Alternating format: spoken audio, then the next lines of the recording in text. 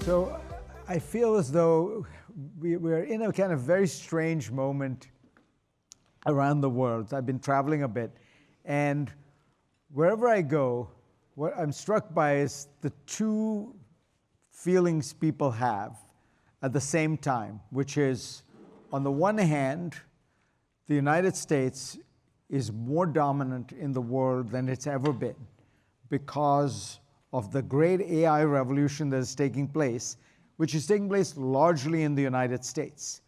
And everyone is trying to figure out, what does it mean? How do you capture the benefits of it? How should you, align yourself in favor of it? And the second is, the United States seems to be going through some kind of crazy political convolutions that nobody can quite understand. Everyone is trying to figure out what it means and what the theory of the case is. Why does this country have 50% tariffs and this one have 15% tariffs? What is it, what is likely to happen? So on the one hand, this extraordinary sense of American power, and on the other side, this extraordinary sense of American erraticism, unpredictability, and the such. And I feel that is, in a way, the picture of the United States today, right? So one of the big questions we're all trying to figure out is, given the degree of erraticism in economic policy, for example, the tariffs are on, they're off, they're applied to countries with which the U.S. has a trade surplus, like Brazil, because the president doesn't like the Brazilian president. It all feels a little erratic, unpredictable. Why is it not having any effect on the economy, on the stock market, right? And that is in some ways a very interesting challenge, because it raises broader questions about the economy. One of the reasons I have tended not to make bold macroeconomic predictions over the years is because my theory is we tend to assume that economic policy has a very tight correlation with economic outcomes. Sometimes it does. All things being equal, you want good policy. But the economy itself is a $30 trillion complicated beast with 2,000 variables. And what is going to affect and produce economic outcomes is a whole series of very complicated things. So I'll give you one simple example. The price of oil has gone down roughly from 80 to 60 over the last year. Right now, maybe that's more important than a whole bunch of these things that people are looking at when they're trying to figure out why the economy is doing well. Or look at the AI revolution, right? The latest data I saw is 42% of last year's growth in the US economy, 42% was AI spending. And that's basically being done by like 50 companies. So you're taking, think about that. US growth is generally 70% consumption, which means the purchasing power of 340 million people. And what we're saying is, in the last quarter, the spending on AI by 50 companies was roughly the same as the spending of 340 million Americans on their day-to-day lives. Like, these things are so complex that finding a clear line between macroeconomic policy and macroeconomic outcome is very, very difficult. And at some level, the US has become, if that 42% figure makes you see, one gigantic bet on AI, right? If you take AI out of the stock market, the markets are down. If you take AI out of the economy, we're possibly in a recession. If you take AI out of that sense of the future of the world and future of technology, the US is not doing nearly as well. But you can't take AI out. So NVIDIA today has a stock market capitalization that is larger than the total stock market capitalization of Germany plus France. That's one company. If you take the 7 companies, their total stock market capitalization is larger than the stock market capitalization of Canada, Britain, France, Germany, and Japan. The entire countries, right? That's 7 American companies. And so we're in a kind of extraordinary moment with AI. But what I want to focus for a moment on is the part that I think we're not thinking enough about, which is there is another competitor out there.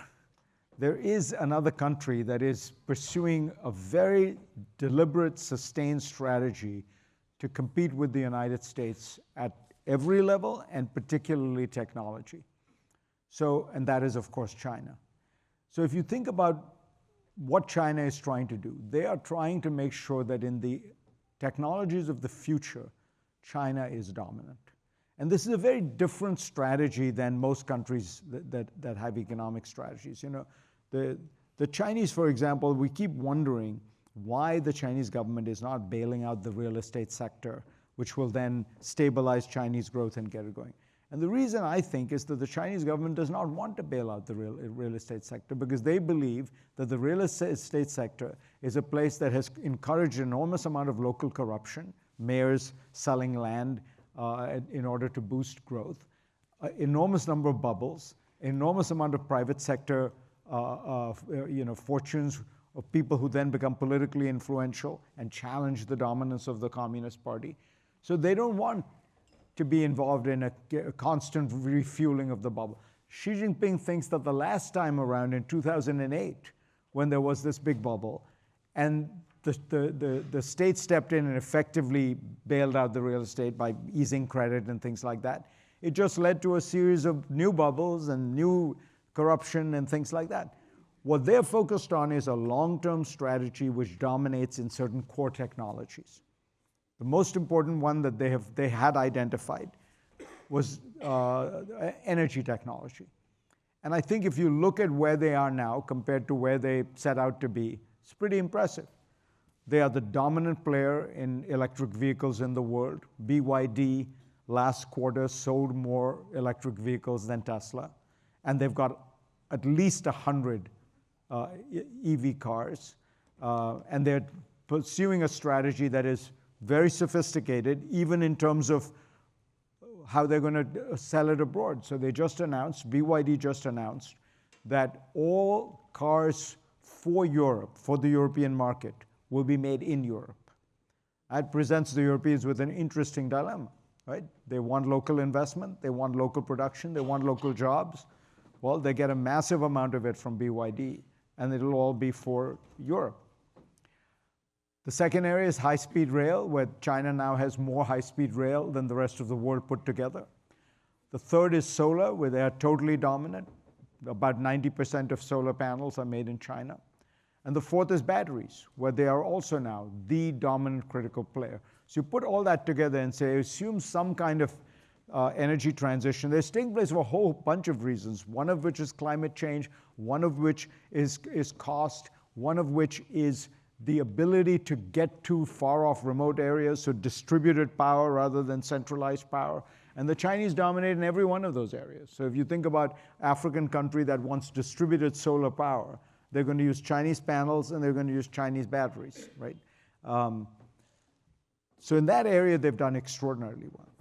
The second piece of what they were trying to do is highly advanced manufacturing.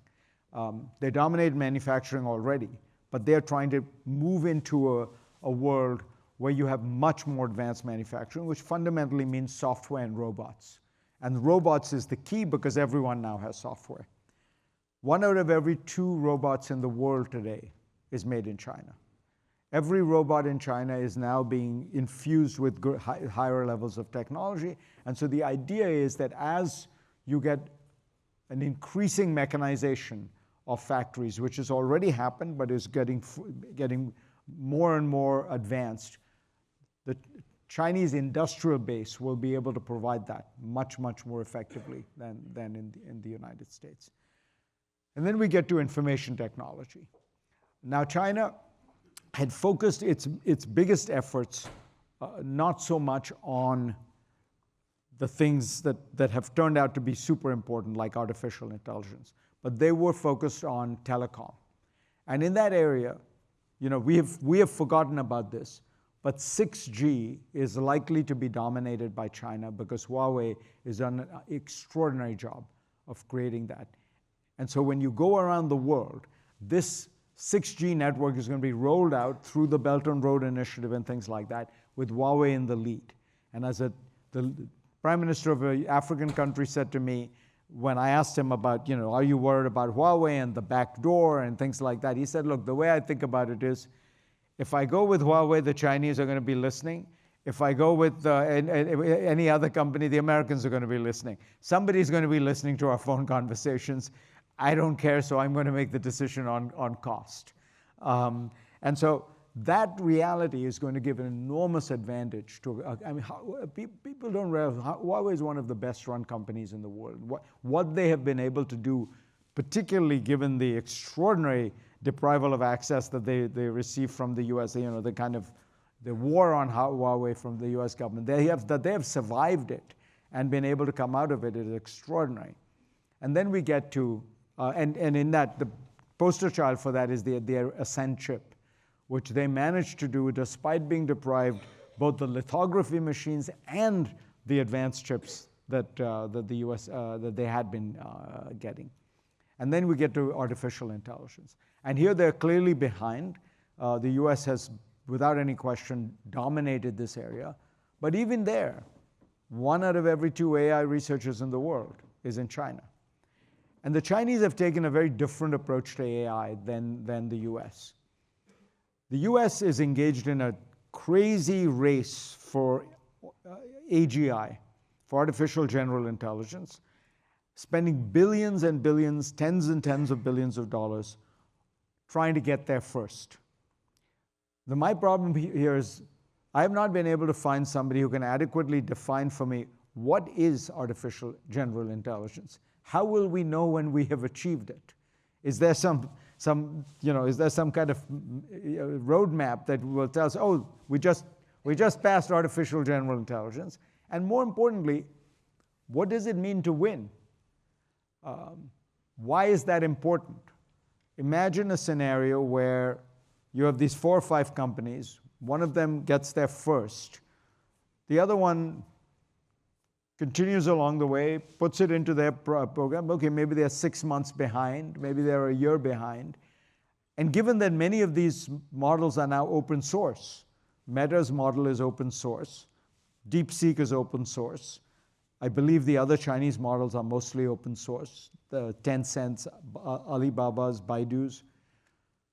Anyone can look and reverse engineer from them and use the AI. If AI is as transformative a technology as we think it is, it's sort of like electricity, right? So Edison discovered electricity, invented electricity, and it was amazing. Kudos to Edison. But everybody then used it. The Soviet Union, for example, used electricity to electrify the entire country. The very nature of these kind of transformative technologies is that they get so widely distributed that there is no particular first mover advantage or moat that you can maintain, especially when it's an open source technology. So the Chinese effort has been much less a race to AGI, but a race to applications. So they are trying to infuse AI entirely into the applications, into the nuts and bolts of the economy, through EVs, through drones, through robots that have AI. And you are beginning to see the outcome of that. Already, if you look at the Ukrainian-Russian war, there are Chinese drones actually on both sides, because the only way you can get drones on the scale you need it in that war, Ukraine will launch 3 million drones in the next year, in the next 12 months. And the Russians will launch about the same number. To get 6 million drones in the world, you have to buy Chinese. So everyone's buying some version of a cheap Chinese basic drone and then modifying it. Because to get scale of that kind, nobody else makes it at that scale. And that is a metaphor in a way for what I think is going to happen with some of these other areas, where when you need scale, when you need products that have scale and you're going to embed AI into them, that process is going to be it at least is what the Chinese are trying to develop very, very well. So when I look at that picture, it feels to me like the United States is doing extraordinarily well in technology and AI right now. And maybe in terms of market cap of companies, the US will always completely dominate. But right alongside, there's something else very different going on, which is something we should at least be paying attention to and trying to figure out what does it mean, where does it, what are things we can learn from this process? The great danger of doing well, of being the winner, is you sometimes stop learning. You stop looking around and asking yourself, what can I learn from what else is going on in the world? And we've particularly been doing that with China for the last 10 years, because frankly, they were off track in many ways. They'd declared war on their private sector. They had bashed a lot of the tech companies. But the Chinese learned from their mistakes. And so the question I sometimes ask is, will we learn from our mistakes, or more importantly, from their successes? Because that's how you don't just move ahead, but stay ahead. So that's my opening thoughts, and then I'd love for Phil to come up and we can chat about whatever we would like to chat about. Thank you.